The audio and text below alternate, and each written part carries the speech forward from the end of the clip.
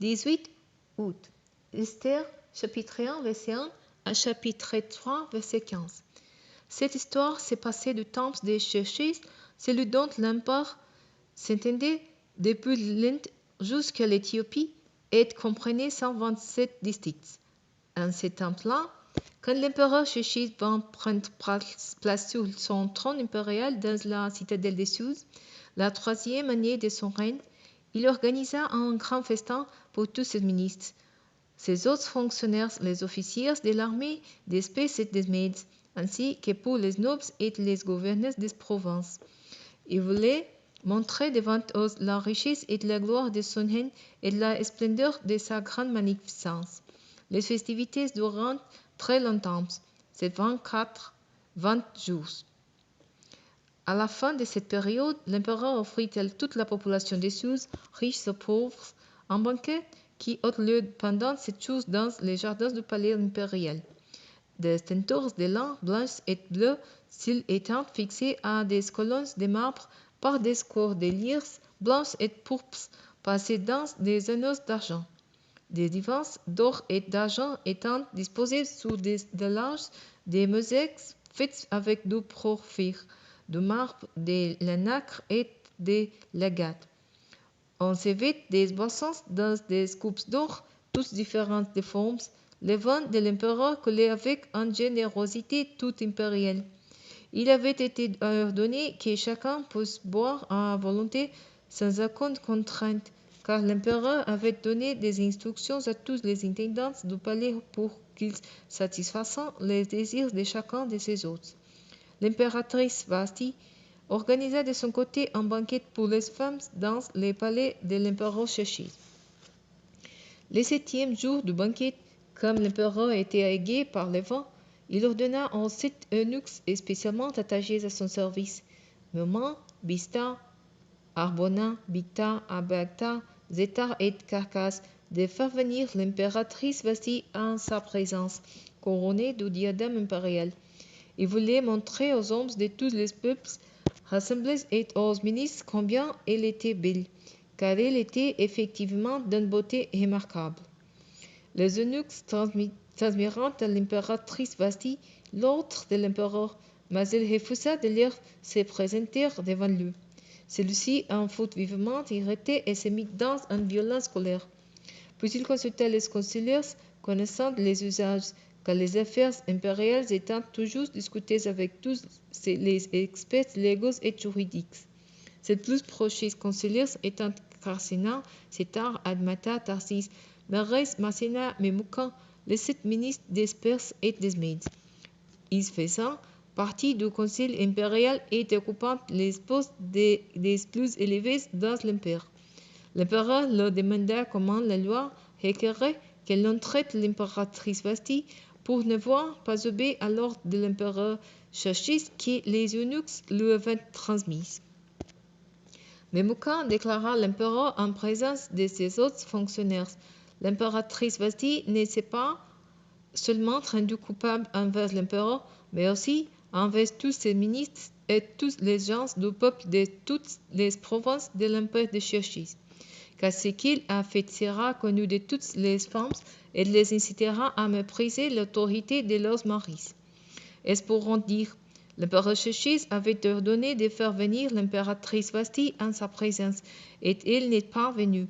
Aujourd'hui même, les femmes des ministres perses et mèdes apprendront comment l'impératrice s'est conduite et elles se permettront de répliquer sur le même ton à leurs maris, ministres de l'empereur, et leur mépris entraînera la colère de leurs maris. Si donc tel est le bon plaisir de l'empereur qu'il fasse promulguer une ordonnance impériale irrévocable, consignée dans les lois des Perses et des Médis, interdisant pour toujours à Vasti de se présenter devant l'empereur Xerxès et stipulant que l'empereur conférera le titre d'impératrice à l'une de ses semblables plus digne qu'elle. Lorsque ce décret, publié par l'empereur dans tout son vaste empire, sera connu partout, toutes les femmes témoigneront du respect à leurs maris, qu'ils soient les conditions sociales. Cette déclaration Plus l'empereur est aux ministres et l'empereur suivit les conseils des Mamelouks. Il expédia des lettres dans toutes les provinces de l'empire, rédigées pour chaque province selon son système d'écriture et dans la langue de sa population, ordonnant que tout homme se mette en sa maison et impose l'usage de sa langue maternelle. Au bout d'un certain temps, la colère de l'empereur Xerxes se calma. Il repensa à ce qu'avait fait Vashti, et il réfléchit à la décision qui avait été prise à son sujet. Alors les courtisans attachés à son service lui dirent que l'on recherche pour l'empereur des jeunes filles vierges et belles, que l'empereur désigne donc des fonctionnaires chargés de sélectionner dans toutes les provinces de son empire toutes les jeunes filles vierges et belles et de les amener dans les arènes de la citadelle des Sous pour les confier à Égée, l'eunuque de l'empereur qui a la garde des femmes. On leur fournira tous les produits de beauté nécessaires. La jeune fille qui aura la préférence de l'empereur succédera comme l'impératrice à Vashti. Cette proposition plut à l'empereur qui la fit mettre à exécution. Or, dans la citadelle des Sous vivait un juif nommé Mardochée. Il était fils de Yaïr et descendant de Simei et de Kis de la tribu de Benjamin. Sa famille avait été déportée de Jérusalem avec les autres exilés et menés par Nabuchodonosor, roi de Babylone, en même temps que Yeconia, roi de Juda. Mardochée avait élevé sa cousine Hadassa, c'est-à-dire Esther, orpheline de père et de mère. Cette jeune fille était bien faite et d'une grande beauté. À la mort de ses parents, Mardochée l'avait adoptée comme sa fille.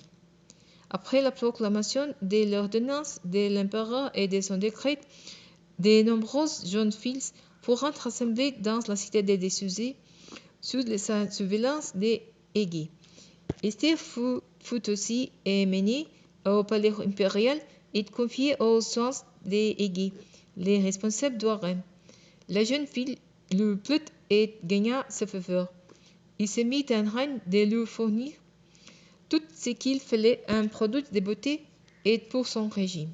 Il mit à sa disposition cette jeune servante sélectionnée parmi les personnels du palais impérial et il la transféra, elle et ses servantes, dans les meilleurs appartements d'Ouaram. Esther n'avait révélé ni son peuple ni sa famille d'origine, car Mardochée les lui avait interdites. Chaque jour, il se rendait devant la cour d'Ouaram pour prendre des nouvelles d'Esther et savoir comment on la traitait. Les jeunes filles se rendant chacun à son tour chez l'empereur Xerxes au thème du traitement des beautés prescrit pour 12 mois par les protocoles des femmes.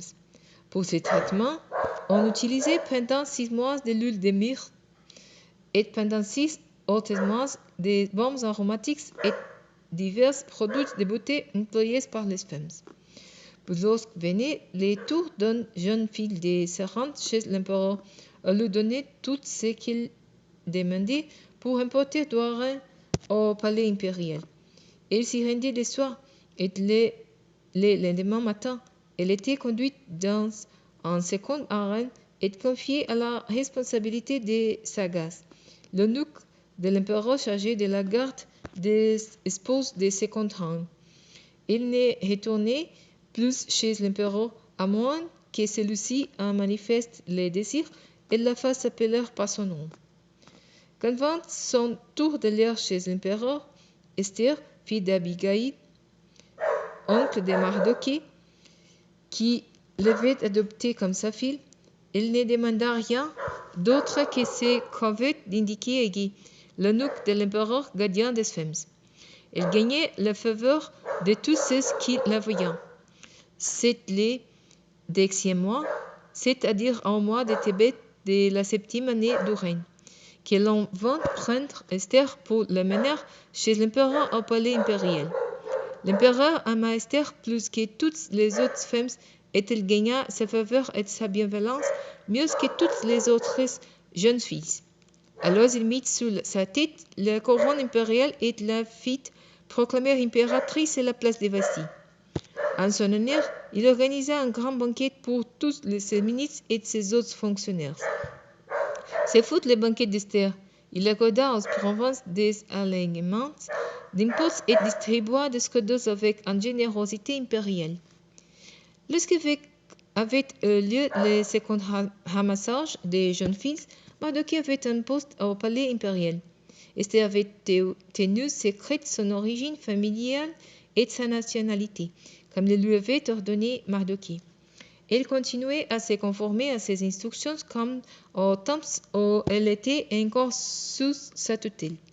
À cette époque, lorsque Mardochée exerçait donc ses fonctions au palais impérial, 12 eunuques de l'empereur Bigthan et Thérèse, qui faisaient partie de la garde postée à l'entrée du palais, furent exaspérés par l'empereur Xerxès et cherchèrent l'assassiner. Mardochée en haute connaissance et il en avertit l'impératrice Esther qui mit l'empereur au courant de la part de Mardochée. Après une quête, l'information se révéla exacte. Les 12 coupables furent pendus à une potence et l'affaire fut consignée dans le livre des annales, en présence de l'empereur. Quelque temps après ces événements, l'empereur Xerxès éleva en dignité Haman, fils de Hammedata, du pays d'Agag. Il le promut au rang de premier ministre et lui donna ainsi la prééminence sur tous les ministres de son gouvernement. Par ordre de l'empereur, tous les fonctionnaires impériaux en poste au palais des ventes s'agenouillèrent et se prosternaient sous son passage. Mais Mardochée ne s'agenouillait pas et ne se prosternait pas devant lui. Ses collègues lui demandèrent « Pourquoi désobéis-tu à l'ordre de l'empereur ?» Tous les jours, il lui disait cela, mais Mardochée ne les écoutait pas. Finalement, ils signalèrent la chose à Haman pour voir si Mardochée s'attiendrait à ses paroles, car il leur avait dit qu'il était juif. Quand Haman eut constaté que Mardochée ne s'agenouillait pas et ne se prosternait pas devant lui, il devint furieux. On lui avait appris à quel peuple Mardochée appartenait. Il le jugea trop insuffisant de porter les mains sur Mardochée seulement. Il résolut donc d'exterminer tous les Juifs, compatriotes de Mardochée, qui se trouvaient dans tout l'empire de Xerxès. Le premier mois, c'est-à-dire le mois de Nissan de la 12e année du règne de Xerxès, Haman fit tirer au sort ce qui se dit pour, en passant en revue un jour après l'autre et un mois après l'autre. De ce tomba sous le 12e mois, qui est le mois d'Adar. Pesamment à la dire à l'empereur Xerxès, il y a répandu parmi les peuples dans toutes les provinces de ton empire un peuple qui est inassimilable. Les lois sont différentes de celles de tous les autres peuples et ils n'obéissent pas aux lois impériales. L'empereur n'a qu'un intérêt à les laisser en paix. Si l'empereur le veut bien, que l'on rédige un édit ordonnant leur extermination et je paierai 10 000 pièces d'argent que je remettrai aux fonctionnaires impériaux pour qu'ils les versent dans les casses de l'empereur. Alors l'empereur ôta son anneau de doigt et le remit à Haman, fils de Hammedata d'Agag, l'ennemi des Juifs. Puis l'empereur dit à Haman, je t'ai laissé l'argent et je t'ai livré ce peuple. Fais ainsi que tu voudras. Le 13e jour du premier mois, on convoqua les secrétaires impériaux et, sur l'ordre de Haman, ils écrivirent aux satrapes de l'empereur, aux gouverneurs de chaque district et aux ministres de chaque peuple. Les documents furent rédigés selon le système d'écriture des différentes provinces et dans la langue de chaque peuple. Les messages furent écrits au nom de l'empereur Xerxès et scellés du sceau impérial. Les lettres furent portées par les coureurs dans toutes les provinces de l'empire pour ordonner de massacrer, de tuer et d'exterminer les Juifs, jeunes et vieux, enfants et femmes, et un seul jour, à savoir le 13e jour du 12e mois, qui est le mois d'Adar, et de piller leurs biens. Le texte de l'édit devait être promulgué comme loi dans chaque province et porté à la connaissance de tous les peuples pour que chacun se tienne prêt pour les jours fixés. Les coureurs partirent en hâte, par ordre de l'empereur. Le décret fut aussi publié dans la citadelle de Suse. L'empereur et Amand s'installèrent pour boire, tandis que dans la ville de Suse régnait la consternation.